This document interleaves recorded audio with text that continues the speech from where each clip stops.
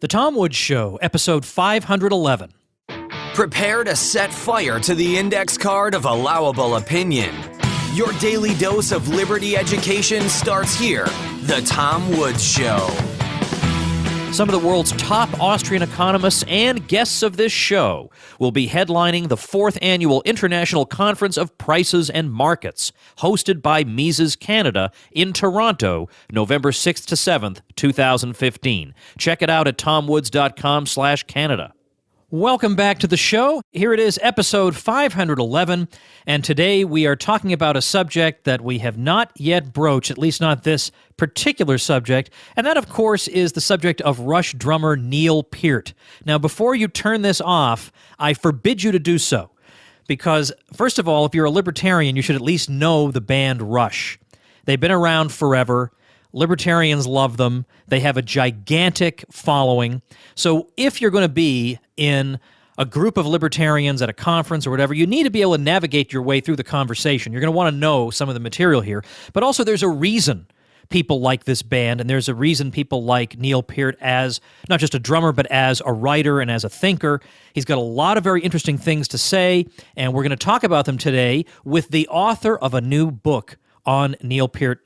The subtitle, Cultural Repercussions. So it's Neil Peart, Cultural Repercussions, with a play, obviously, on the word percussion. And who else would be our guest? Who else would be the author of this book but Brad Berzer, professor of history at Hillsdale College.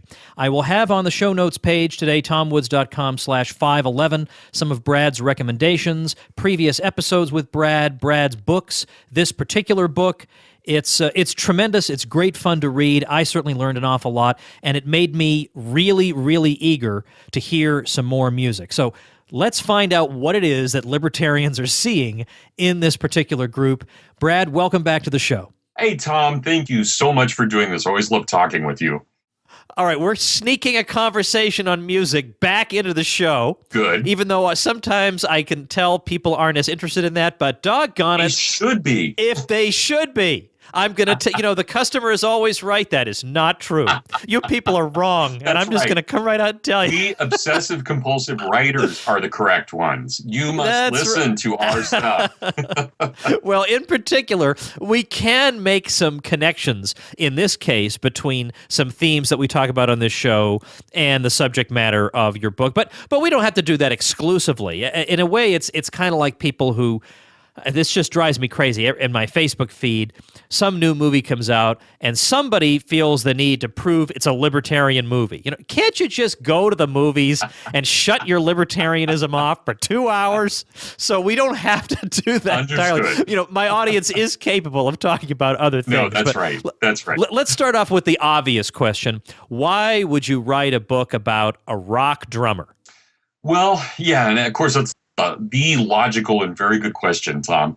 I have spent all of my professional career, I have written biography. That's all I've done. I've done I'd say I've done a few things outside of that, but even when I do things that aren't quite biographical, they're still biographical.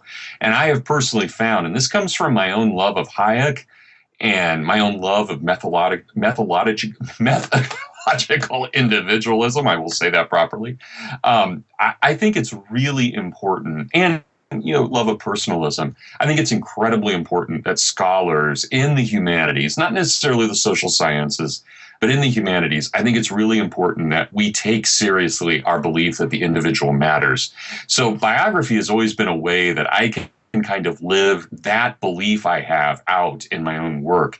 And most of the things that I've done in terms of biography have been on these very highbrow figures. So, J.R.R. Tolkien, who of course was the greatest scholar of Middle English and Old English in his day. I've written on one of the founding fathers. And so a lot of what I've done, almost all of it, has been highbrow. And I kind of wanted to make the case that because Neil Peart is an extremely popular person, we should not dismiss him as not highbrow, that in fact, with the music of Rush, though it's hard and it's progressive and it's, at times extremely heavy and throbbing, that in fact, it really does have a lot to it. And that in fact, one of the reasons that Neil Peart is so popular is simply because he doesn't dumb down his ideas for his audience. The music is as complex as his ideas are. And he is, he's a high school dropout, but he is also one of the most intelligent minds I have ever encountered. And he writes nonstop. He's got a number of books, both fiction, he writes short stories, he writes fiction, and he writes a number of memoirs about his own life, travel logs, which are just filled with natural history as well as history and his own kind of pretty eccentric opinions from time to time. But he's brilliant. He's a brilliant man. And I think he's one of those geniuses in the late 20th, early 21st century that could easily be forgotten simply because so much of what he's known for is in popular culture. And I don't want that to happen. I actually believe that he is a figure that needs to be known in non-popular circles. In that one respect, he reminds me of my own father, actually, because my father also dropped out of high school, and he was also extremely well-read, I think in part because he had this intimidation factor at work that, because he dropped out, he must not be as intelligent as other people. Well, then he just way overcompensated for that. He read so much. Yeah. And it's interesting to note, we'll get to this a little later, the only Rush album my father owned, and yes, I had a cool father. He's deceased now, but he had Rush. My father owned Pyromania by Def Leppard. I mean, some people in my generation will remember that album. I never had that one. Yeah, so I mean, he was just tremendous. I mean, I learned about Jethro Tull from his copy of Aqualung, just tremendous. But the only Rush album he had was Grace Under Pressure. And then I read in your book, that's your favorite. It is my favorite. All right, so we'll get to that, because I always thought that was an unusual choice for him because everybody points to other albums except that. So anyway, we'll talk about that later. Good. But let's, if we haven't lost people yet, let's try and draw them in by talking about what people have often tried to, the way they've often tried to describe Rush, which is that they are influenced by Ayn Rand, which is an oversimplification that they've tried to tiptoe away from ever since, but it's not altogether misplaced. Why don't you talk about that for a while, because you spend a lot of time in the book on it. Yeah, it's there has always been that characterization, and it's because in 1976, in their breakthrough album, which was 2112, and it was they would go on to sell much bigger albums, but up to that point, they had not sold that well. They had sold in respectably, but with that album, that's where their reputation just boomed. And I think there are a lot of reasons behind it. It is an album about an anthem. It's about a young man who discovers beauty. It's in many ways, it's a rewrite of The Fountainhead, but also there's a lot of anthem in it as well, Ayn Rand's Anthem. But it's, they're young. They're probably 21, 22 when they write that album. And they had been on the verge of losing their record deal because their previous 3 albums had not sold as well as the company wanted. And so they decided, and I think this is one of their greatest moments in their history, the 3 of them decided that they would make the art they wanted to make, and they would not in any way cater to the fashions of the time. They would not listen to their record company. They would not listen to what DJs were asking for, which was 3-minute songs. And so what they did, which is just, it's brilliant in hindsight, but it's amazing that it worked. They write, the whole opening side to the album is one song, and it's a very complex science fiction story about a man against the state, about a man who is willing to accept death even at the loss. Well, obviously he loses his life, but if he can't have his liberty, he accepts death. And it's a powerful, powerful story. But the entire thing has the feel of the overture of 1812. So that really driving anthem. And I think, and I don't know this for certain, Tom, but it was a moment in history, and I know you're a little bit younger than I am, but 1976 in America was a huge deal because of the bicentennial, not for the elites, not for the Jerry Fords, not for the Jimmy Carters running for presidency, but for good, average Americans who basically were so fed up with Vietnam and Watergate, but were still conservative or libertarian. And they made that year a special year. There was a moment of intense conservative libertarian rebellion that year. And I think that moment for Rush, even though they're Canadian, I think that spoke to an entire generation of young people who were fed up with the hippies. They were fed up with the counterculture, which they realized was hypocritical. And this was an album that basically said, we will not accept your conformity. And it just resonated. It is that still to this day, I put that album on, and it's not totally my kind of music. It's really hard. It's really heavy. It's really throbbing. But man, you can't help but raise your fist and want to just stick it to somebody who's trying to tell you how to live. And you can go back and look at concert videos where every single person in the audience, with every beat, has their fist exactly in sync. And it's an act, even though you've got 30,000 kids doing it at the same time. That conformity is not lost on anybody. But they're doing it as a way of saying, we are going to do our own thing, and we're sick of you people telling us what to do. It's a great moment, and I think it fits into that kind of desire of average Americans just to say we've had enough.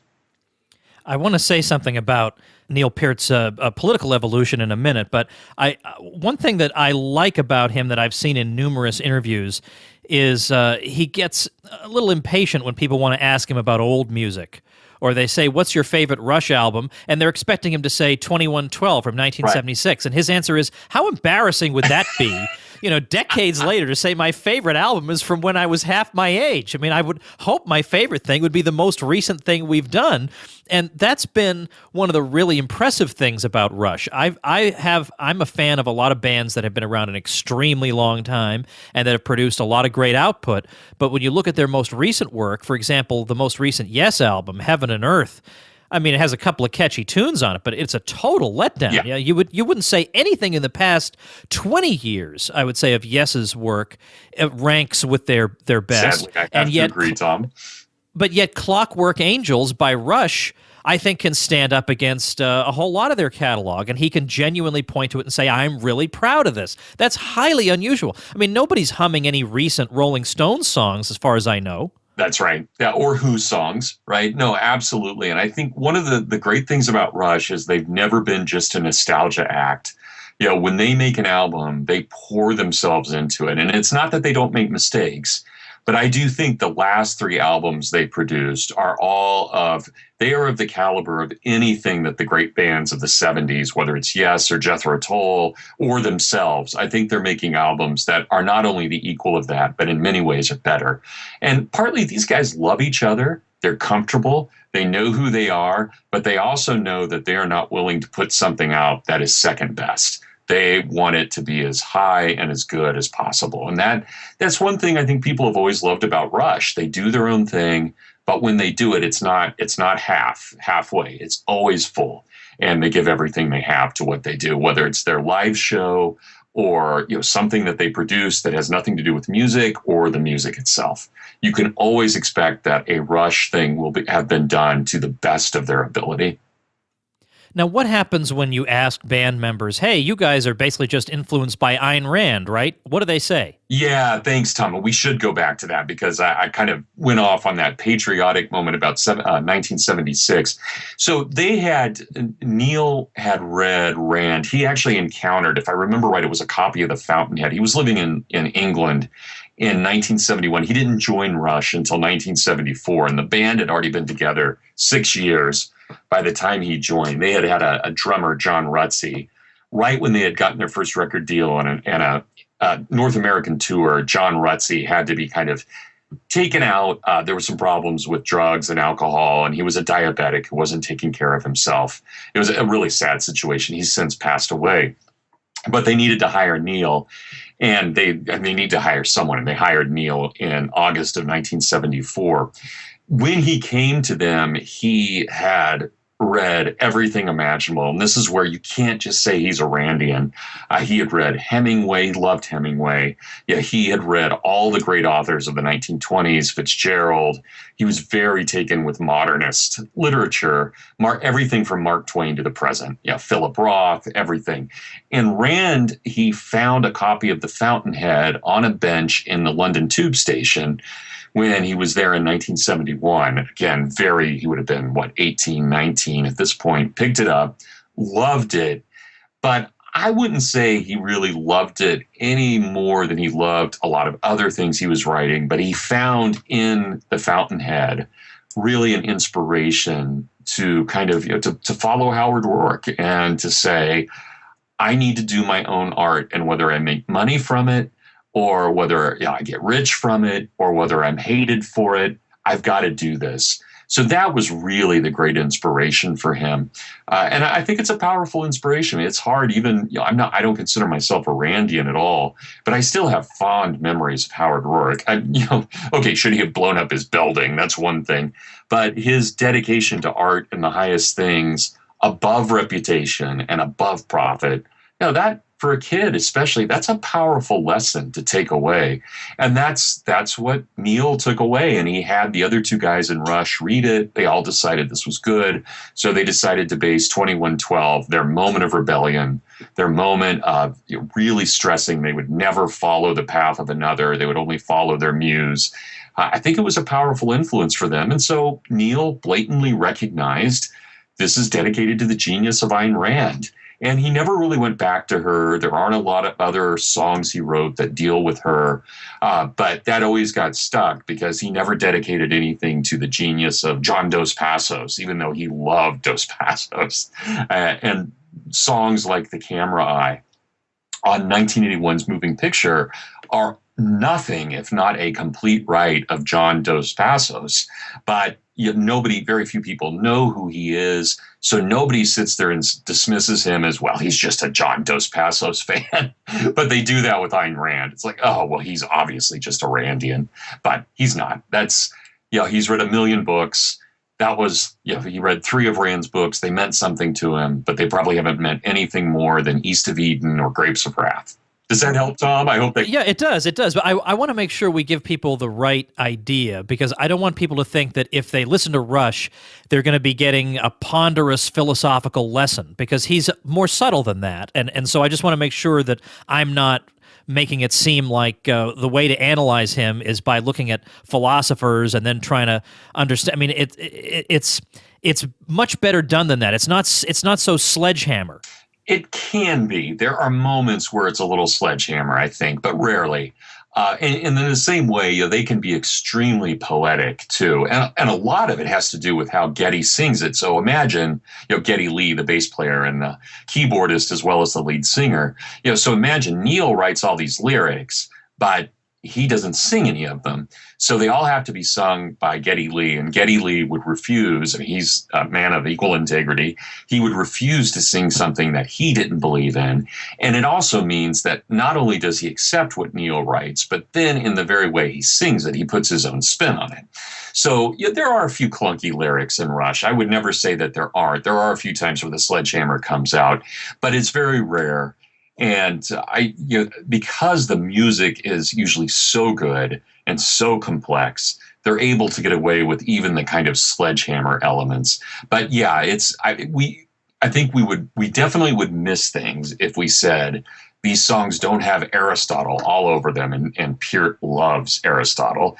And we would also be remiss if we said, people like current writers like John Ford or Cormac McCarthy, they're just as strong an influence. But as Neil's grown, he's not a 21-year-old anymore. He's 63.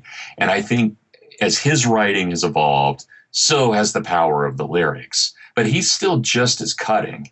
In the most recent albums, he's as cutting culturally in terms of his criticism as he ever was. But the sledgehammer is not there anymore just because Neil's an older guy who knows how to write better as well. I mean, he's always a good writer, don't get me wrong. But there is a difference between the 21-year-old Neil and the 60-year-old Neil as they write. On the other hand, there's at least one time I can think of when I wish the sledgehammer had been more present. The song Manhattan Project. Yes. About, the creation of the nuclear bomb. The atomic bomb gets dropped on Japan, of course, twice, and the song is about the whole process, but it's a very antiseptic overview of what happens. It's not there's no moral outrage. It's just, well, this happened and we wrote a song about it. Yeah, I agree. And yet there's still, with that song, Tom, there's a deep honesty, because I think it is Neil wrestling with that. And here's an example of how intelligent and interesting he is. He read 11 books on the history of the Manhattan Project, serious academic books, just to write, 100 words of those lyrics to make sure he got it correct. So I think in the end, he just ended up saying, let's present this as a question. No, my guess is, knowing Neil, he would have ended up on the side that this was not the right thing to do. But it's hard to know, because he doesn't, you're right, he doesn't come down on a side with that. Yet it's still a powerful song. It's a beautiful song. And now, what happens when you ask him today, where, and I want to talk about music again in a minute, but just to keep people with us who maybe don't know about Rush's music, well, if you ask him today, what are your political views? Where do you stand now as of 2015? What kind of an answer is he going to give? Well, he calls himself a bleeding heart libertarian. So he loves the website. As far as I know, loves the website, Bleeding Heart Libertarianism. So people like Steve Horowitz, Sarah Squire, these are the kinds of people that he really gravitates towards. And they like Rush too. I mean, Steve Horowitz is as big a Rush fan as I am by far. And are you familiar? I'm sure you know Steve, the Austrian economist. Sure, yeah, we've written to each other. Yeah, and Sarah at Liberty Fund, great people, and they're huge Rush fans. But that's what Neil calls himself. But in his last book, he has a very interesting idea where he juxtaposes, he says, well, all right, let's take an example of what I mean by bleeding heart libertarianism. If we take someone like Edward Abbey, whom Neil admires, Edward Abbey, author of The Monkey Wrench Gang and a number of other great kind of modern Westerns, and a cranky curmudgeon kind of guy who wrote about the Southwest and was extremely pro-freedom and pretty much an anarchist, but also worried about the environment, mostly because he saw corporations and governments destroying it for their own benefit. Edward Abbey once responded that, well, what's the solution to all of the immigrants coming over from Mexico? How do we really help them? His argument was, well, we should arm them, train them, and send them back home to take care of their own government.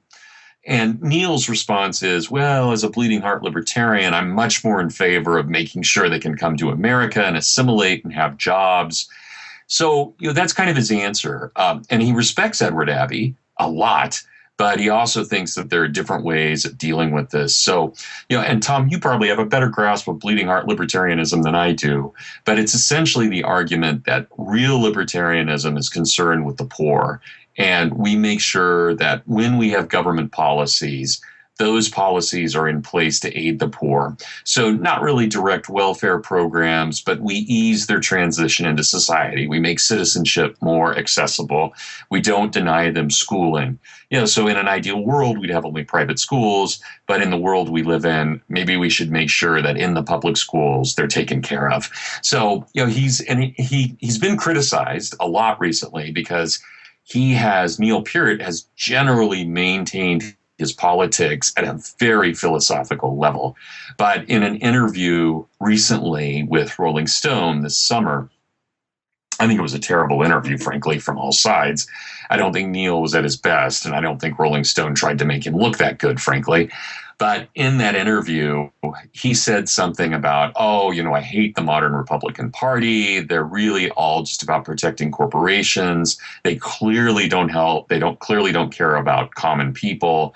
And therefore, the only good person, and he's now an American, by the way, he's an American citizen, Neil is, the only thing they could ever do is kind of hold their nose and vote Democrat. That's caused a lot of controversy, as you can imagine, because most American fans of Neil Peart grew up on his libertarianism. And one of the points I try to make in the book, Tom, and I have no evidence for this except anecdotal evidence, evidence of observing what people have said about him, the Rush fans I meet. most Rush fans tend to be either very libertarian or very conservative, and they're always skeptical of government. I've rarely met Rush fans who are hardcore Democrats or socialists or democratic socialists. Then now in England, that's just the opposite. But here in America and Canada, it's rare to find a Rush fan who's not at least some level pretty libertarian. So he angered a lot of people with that, but also I think people are willing to say, all right, Neil's been great. Sorry you said that. We still love you. So. Yeah. That's sort of what I expected. I want to ask, suppose somebody's getting into Rush for the first time. How do you direct them? There are so many entry points that are possible. What would be the most accessible way to get started that would still give them a good sense of what they're all about? Well, I think, Tom, what a great question. And of course, if you had 5 Rush fans here, we'd have 7 opinions. So, Rush fans love to argue about this stuff all the time. As you and I talked privately, my favorite album of theirs is Grace Under Pressure, but it's really nothing like anything else they did. You can break, as I see it, you can break Rush down into 5 periods. So they have their period from 1974 up to 1980, where they're writing incredibly complex, to the point where they were worried they were getting so complex they couldn't even play it on stage. Really complex progressive rock that's heavy as well, but they're doing so many time signatures in, say, 9 minutes, so many changes, so many weird musical things. It's very orchestral, but for a 3-piece band, they have a hard time with that. If you love old 70s prog rock mixed with, imagine mixing Iron Maiden with Yes, that's where you want to start. Then they go through a phase starting in 1980 with their album Permanent Waves, a phase that really lasts until about 1996 with their album Test for Echo, where they're just experimenting with everything. And it's the closest they ever come to being kind of poppy, but they explore new wave. So one of their albums, they kind of sound like The Fix, if you remember The Fix from the early Oh, sure, yeah.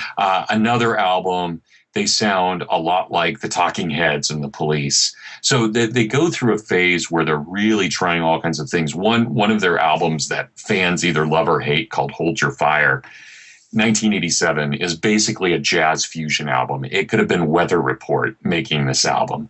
So I saw them on that tour. That was the only time I ever saw them, was back in the late 80s. Well, I think it's a great album, but it sounds nothing like anything else they did. So they're constantly experimenting. What they've done in this final phase, and they had a number of tragedies. So kind of, infamously or famously, Neil lost his daughter in a car wreck. And then he lost his wife to cancer, all within about 10 months. And it was, nobody knew if Rush was going to come back. Everybody assumed they were done. This would have been 97 and 98. And they took 5 years off. And then they came back with this album, Vapor Trails. And then a few years later, they came out with an album, Snakes and Arrows. And then their final album, Clockwork Angels. So they make these 3 albums that I actually think are the best albums of their career.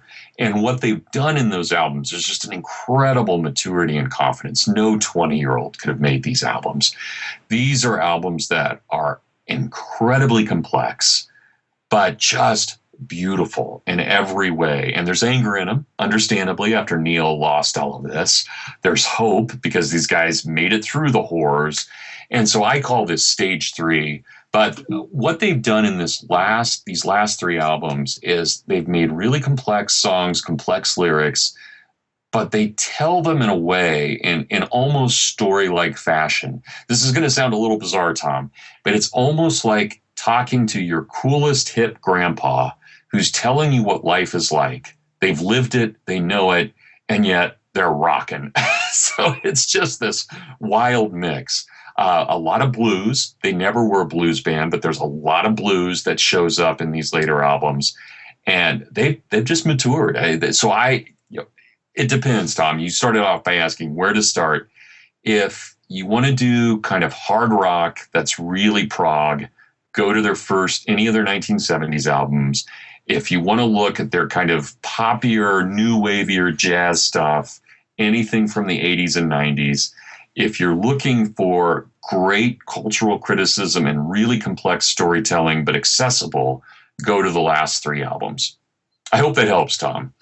Wow, I actually, I don't know. I don't actually have, I know this is a terrible thing to admit, but I think I only have a few Rush albums. So I only vaguely know the story that you're telling here of their musical evolution.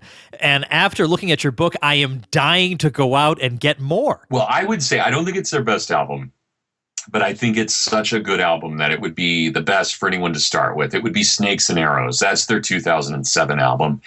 And that's the one where it's still bluesy, but they're doing really interesting things. It's also incredibly libertarian because it's basically, the whole theme is, what have we done? What kind of world did we create? What kind of world are we giving to our children?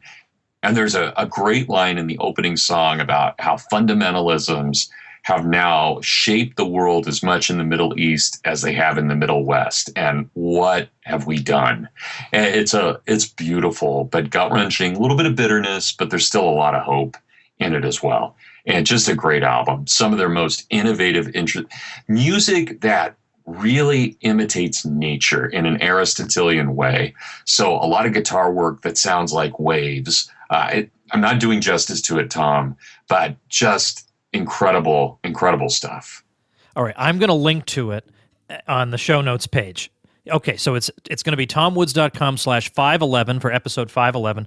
I'll link to that. I'll link to Grace Under Pressure. I'll, of course, link to your book. We'll have, whatever else we think of, we'll throw up there at tomwoods.com/511. Brad, let's pause just a minute to thank our sponsor. A lot of times we hear about a conference and we say, hey, that'd be a lot of fun to go to, and then we forget all about it. But once in a while, you have to just splurge. You got to say, I think I'm going to go to this thing because I'd enjoy it and it would be a lot of fun. Well, I hope that's the way you think about the 4th Annual International Conference of Prices and Markets being held November 6th to 7th, 2015 in beautiful Toronto, hosted by Mises Canada. For the whole weekend, you'll be talking Austrian economics with some of the best economists in the world. In fact, frequent guests of this show will be featured speakers at the event. Joe Salerno, Mark Thornton, Jeff Herbener, Sean Rittenauer, David Howden, and more.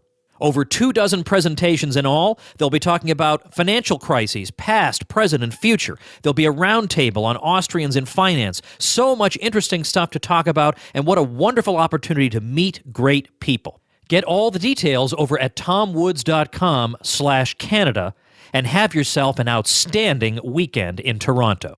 I do want to ask you a couple more things before we go. Is there something you wanted to say? Oh, just this. It was that album Snakes and Arrows, Tom, that's what got them on the Colbert Report. And that, I don't know if you like Stephen Colbert, but that was, you can still watch it online.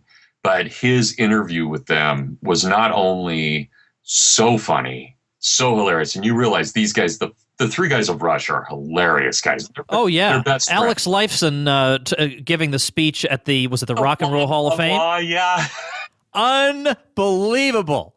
That was so good. That was so good. It's going to make your day when you watch it. I'm going to link to that Hall of Fame speech. Absolutely. It is so beautifully done. I'm going to link to that, tomwoods.com/511. All right. Sorry to interrupt, but I had to point that out. No. And Tom, I think for them too, for Rush, they have been hated by the critics and loved. Yeah, and I want to ask you that. That was one of my questions. Why have the critics hated all the good groups? They hated Yes, they hated Jethro Tull because they're all supposedly pretentious, but they love groups that are a total bore, that every album sounds like the previous one. What is the matter with these people? Well, I have a theory, and I would think it's a little bit more than a theory, but it is, for me, it's a theory at this point. And I'll just put it this way, that the Americans hated Rush and Yes and Genesis because they were not blues-based. And Rolling Stone, which of course is the most anti-establishment magazine ever. I mean, they are the establishment, though they still think they're not, which I think is one of the dangers of the power of that magazine. They hated those bands because for them, rock and roll had to have come out of the black experience. And if it came out of the English experience, it was not legitimate. In England, people hated Rush because Rush liked Ayn Rand. And therefore, they must be right-wing fascists who obviously don't understand the plight of the common person. And of course, every Rush fan, many of them who are very working class and middle class, they know that Rush is speaking to them against these elites who don't realize they're elites. And that is one of the reasons they have been hated by the critics and loved by their fans. But I do a thing in the book, Tom, and it's right at the beginning, where I just show how the New York Times responded to Rush over the years. When they went on the Colbert Report, everything changed for them because suddenly this nerdy, intellectual, bizarre band that all the critics hated, they suddenly realized, wait a minute, these guys have been around, they've stuck together, they're doing interesting things. And then, of course, the movie came out, Beyond the Lighted Stage. And at this point, it would be really hard for a New York Times or a Rolling Stone not to take them seriously. But what happened, and a friend of mine, Rob Friedman, who wrote a great book on Rush about 2 years ago on the Aristotelianism of Rush, what Rob notes is all of the critics who hated them are either dead or they're out of a job because they're retired. And now those of us who grew up with Rush, we're in positions of power, and we now know they made us what they are.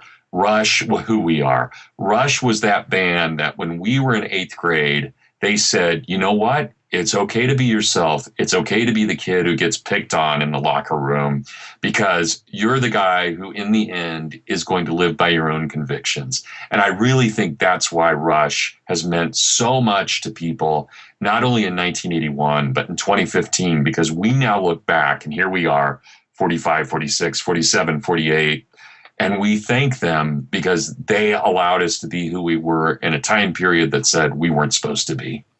Did you send a copy of this book to Neil himself? I did not. And there are a lot of reasons for that, Tom, and I'm glad you asked that. I got asked to write this book. And, well, I should say I volunteered to write this book. And then the man I volunteered that to wrote me back and said, yes, you need to write this book. And that man is a guy I've come to love and cherish, a very famous science fiction writer by the name of Kevin J. Anderson, who lives in Colorado. Incredible writer. He's 5 years older than I am. We met when I was at the University of Colorado last year and really hit it off. He is one of Neil's closest friends. And he has written now 2 books with Neil. They've written a couple short stories together. So Clockwork Angels and Clockwork Lives, those were co-written by Neil and Kevin. They've been good friends for over 20 years. Best friends, really. And Kevin runs his own press called Wordfire Press, which has done quite well. And it was really one of the leaders in e-publishing. So he's the one who published this book, and he's been a great friend to me and a great mentor. But he wrote the note to Neil saying, Neil, we're going to write this book about you. This is Brad Berzer, introduced me. And Neil's response, being very Neil, was, ugh, I hate this kind of stuff. I don't like it when people write about me. I'm not important. But if you feel you have to do this, go ahead and do it. And of course, Kevin. Oh, come on. Oh, yeah, I'm not exaggerating. Kevin passed this on to me. And I wrote back and I said, well, Kevin, it doesn't sound like Neil really wants me to do this. And his response was, Brad, that's Neil. Neil hates attention. So it's just a part of who he is. It doesn't bother me at all. He doesn't, as he says, I love being respected. I hate being famous. And yet, there he is. He is famous. There are thousands upon thousands of us who admire him. And if I can give the highest praise to him, I'm sorry he is that way. That's just the way he is. But Neil, I think, like all good libertarians, like all good people who understand this, he doesn't want you, Tom, to be a mini Neil Peart. He wants you to be Tom. And he doesn't want me to be a mini Neil Peart. He wants me to be Brad. And I think that is the greatest strength of his individualism, that he's not looking to create students or conformists. He truly wants to leaven the world. And that's what he wants in his art. He wants us to be the best we can be, not to be him, but to be true individuals. And to me, and I know you, Tom, you and I are both eccentric. We both want to do our own thing. That is very Peartian. Peart wants us to be the best. Tell everybody the full title of the book before we wrap up. Oh, sure. It's not my title. I wish it were. My best friend, one of my three closest friends from college came up with the title, my friend Kevin McCormick. It's called Neil Peart, Cultural Repercussions.